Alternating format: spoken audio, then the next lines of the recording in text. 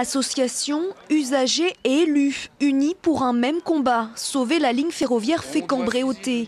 Une ligne en sursis. Depuis 2 ans maintenant, les usagers tirent la sonnette d'alarme et dénoncent l'état de ces 20 km de voies vétustes et mal entretenues.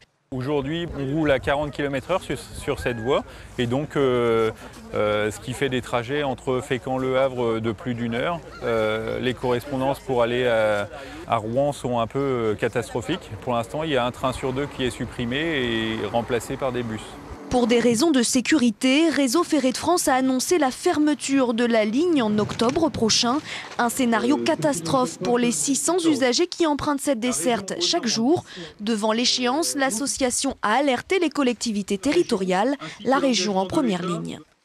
Si la ligne devait fermer, alors il faut impérativement que ce sujet soit inscrit dans le cadre des grands investissements, ce qu'on appelle le contrat de plan État-région, des grands investissements ferroviaires sur le territoire. Et la région sera au rendez-vous du financement. Mais la région ne peut pas financer seule, elle doit financer avec l'État, avec RFF, et il faut bien sûr que la mairie de Fécamp participe également. Nous allons négocier, nous allons en discuter, mais sur le principe, moi je reste contre le fait que nous ayons à financer quelque chose qui normalement relève d'une compétence région et État surtout, RFF.